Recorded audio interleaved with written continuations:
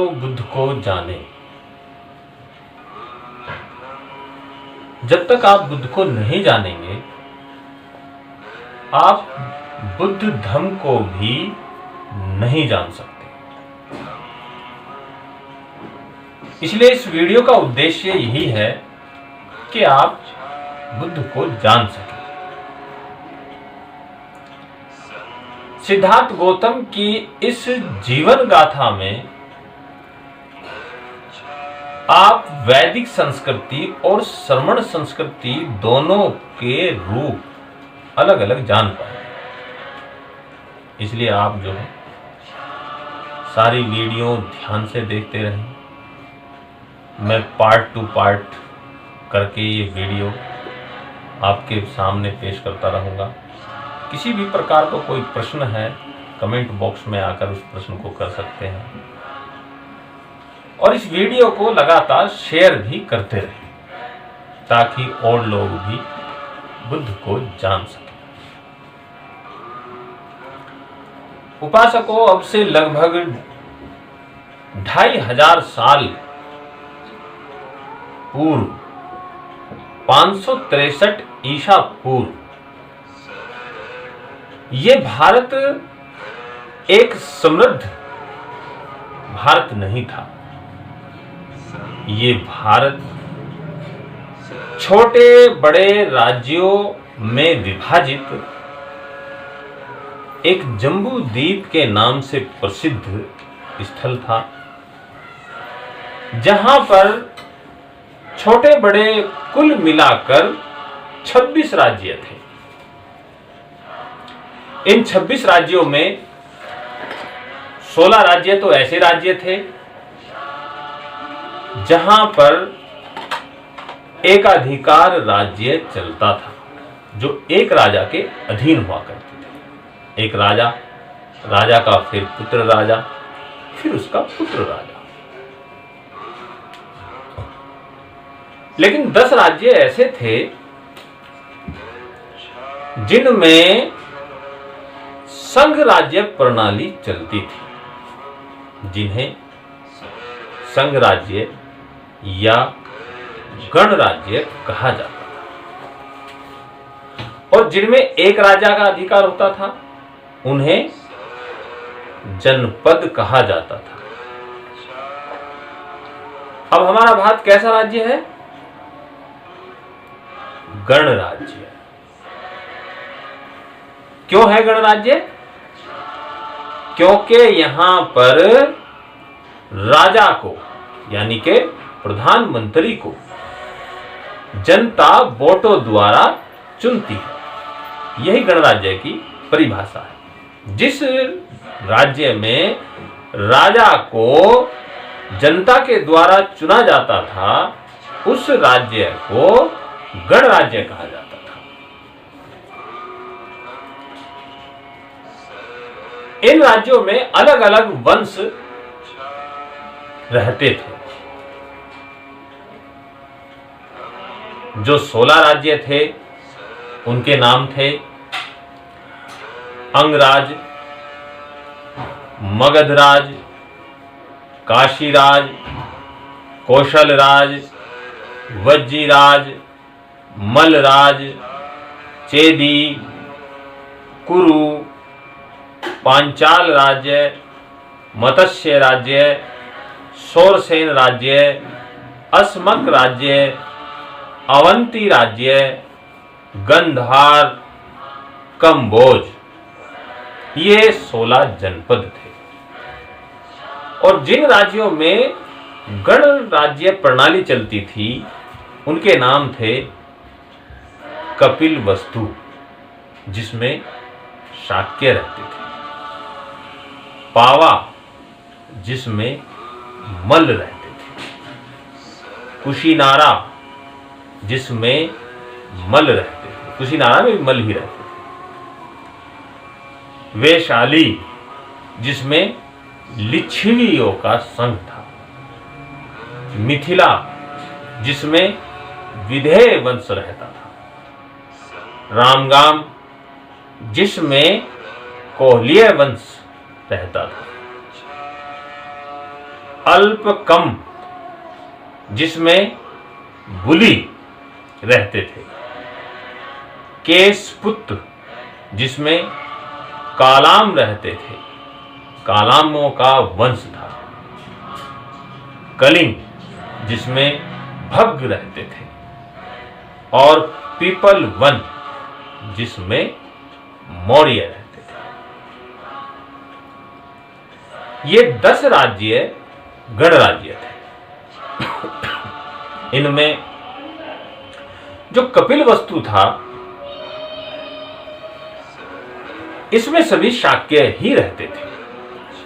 शाक्य ही राजा था, शाक्य ही किसान थे जिनको खेतीय कहा जाता था, शाक्य ही सैनिक होते थे, शाक्य ही कामगार होते थे, क्योंकि भारत के अंदर जो श्रमण परंपरा है वो श्रमिकों की परंपरा है। इस बार राजा शुद्धोधन को कपिलवस्तु का राजा चुना हुआ था। राजा शुद्धोधन जयसेन के पुत्र थे।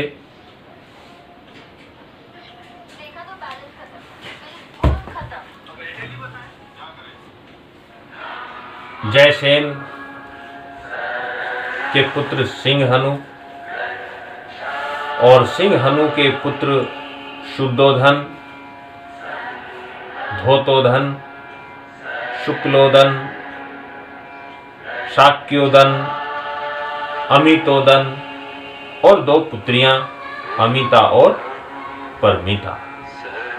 ये सिंहनु के 7 बच्चे, 5 पुत्र 2 पुत्रियां। इनमें शुद्धोधन को राजा चुना हुआ था। शुद्धोधन एक बड़े ही शक्तिशाली और जमीन जायदाद में संपन्न राजा थे।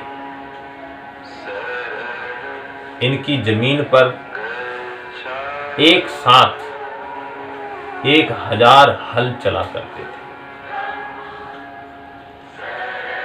राजा शुद्धोधन का विवाह पड़ोसी राज्य कोहलियों के राज्य से हुआ, जिनकी पत्नी का नाम महामाया गौतमी था। महामाया गौतमी को बहुत समय से कोई संतान पैदा नहीं हुई, इसलिए राजा शुद्धोधन अपने वंश को बढ़ाने के लिए चिंतित हुए और उन्होंने अपना दूसरा विवाह करने का निर्णय लिया।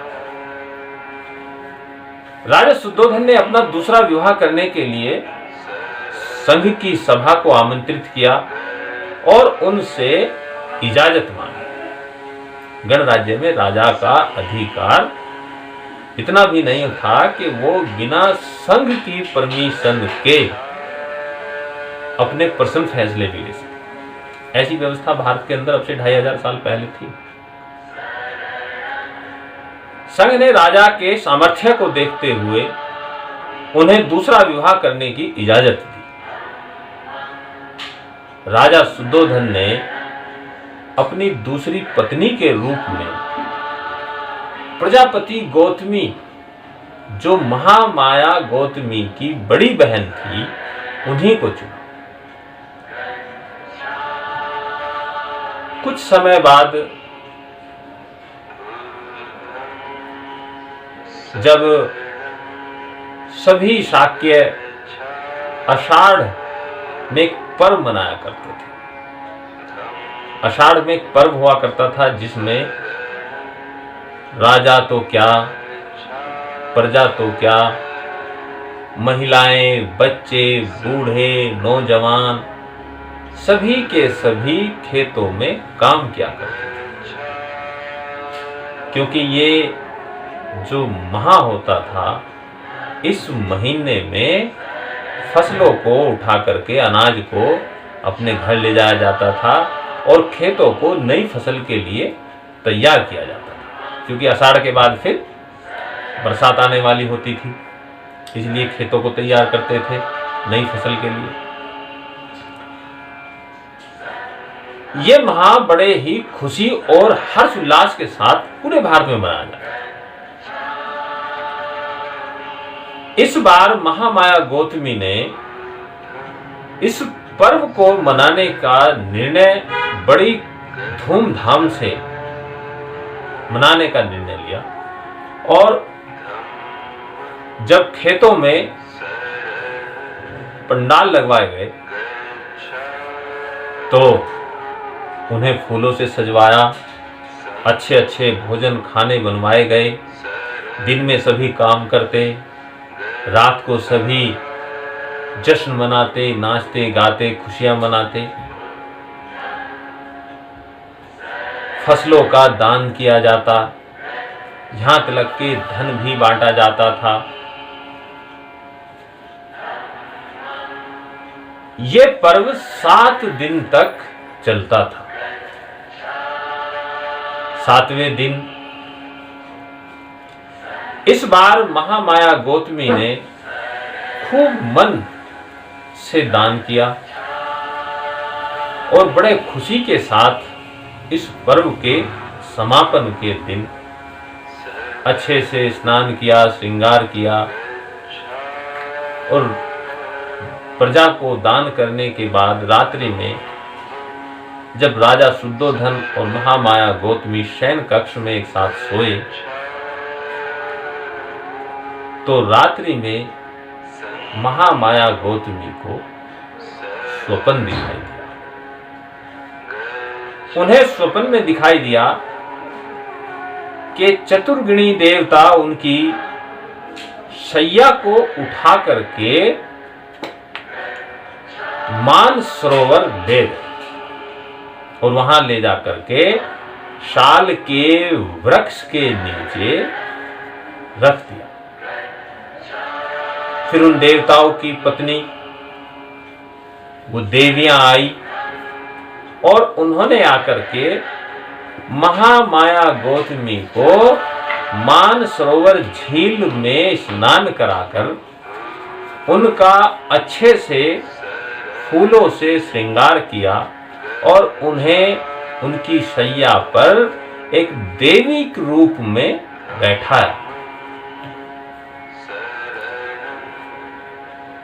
जब उनको बैठा दिया गया तो उनके समक्ष सुमेध नाम के बोधिसत्व आए और उन्होंने महामाया से कहा, माता, ये मेरा पृथ्वी पर आखिरी जन्म है, क्या आप मेरी माता बनना स्वीकार करोगी? महामाया गौतमी को संतान की इच्छा थी तो महामाया गौतमी बड़े खुशी से कहती है, हाँ क्यों नहीं, जरूर। सुमेध नाम के बोधिसत्व श्वेत हाथी का रूप धारण कर उनके गर्भ में प्रवेश कर जाते हैं। इतने में ही महामाया गौतमी की आंख खुल जाती है। आंख खुलने के बाद महामाया गौतमी अपना पूरा का पूरा स्वप्न राजा शुद्धोधन को बताती है। राजा शुद्धोधन जब स्वप्न को सुनते हैं तो इस स्वप्न का अर्थ जानने के लिए, इसका उद्देश्य जानने के लिए 8 वैदिक ब्राह्मणों को अपने राज्य में आमंत्रित करते। ये वैदिक ब्राह्मण, इनके नाम थे राम, ध्वज, लक्ष्मण, कौंडिन्य, मंत्री, भोज, सुयाम और सुदत्त। 8 के 8 को अच्छे से भोजन कराया जाता है। 8 के 8 को स्वर्ण और चांदी दान दी जाती है। जब 8 अच्छे तरीके से प्रसन्न हो जाते हैं तब उन्हें ये स्वप्न बताया जाता है। स्वपन को सुनने के बाद आठों के आठों एक मत घोषणा करते हैं, राजन, अब महामाया गौतमी मां बने और निश्चित ही तुम्हें एक पुत्र की प्राप्ति होगी। वो पुत्र इस संसार में साधारण नहीं होगा, असाधारण होगा। यदि वो राजकाज में रुचि लेगा तो चक्रवर्ती सम्राट बनेगा, और यदि वो सन्यासी बना तो निश्चित ही वो बुद्ध बनेगा। ये भविष्यवाणी आठों ब्राह्मण करके चले जाते हैं। उपासक और उपासिकाओं, आज की कथा यहीं तक, आगे की कथा अगली वीडियो। नमो बुद्धाय।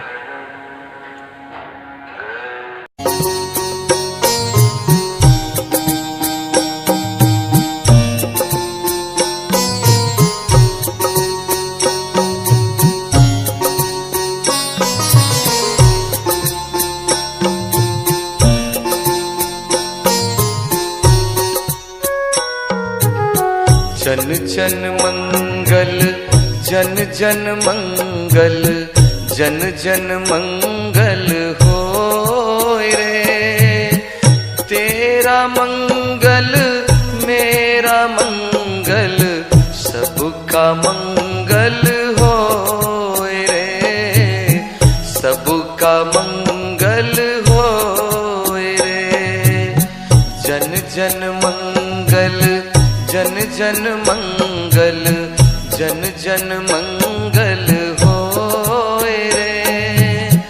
तेरा मंगल मेरा मंगल, सबका मंगल होय रे, सबका मंगल होय रे। जन जन मंगल, जन जन मंगल, जन जन मंगल होय रे। तेरा मंगल मेरा मंगल, सबका मंगल होय रे, सबका मंगल होय रे।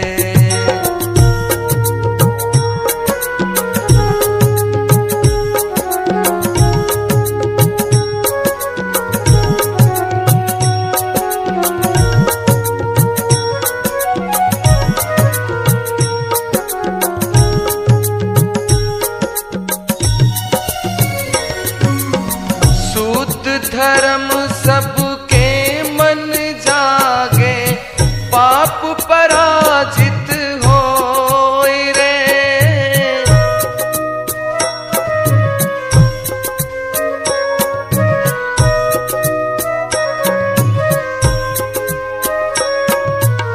शुद्ध धर्म सबके मन जागे, पाप पराजित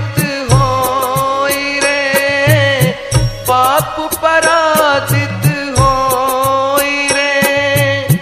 जो जो आए धर्म सीखने, उनका मंगल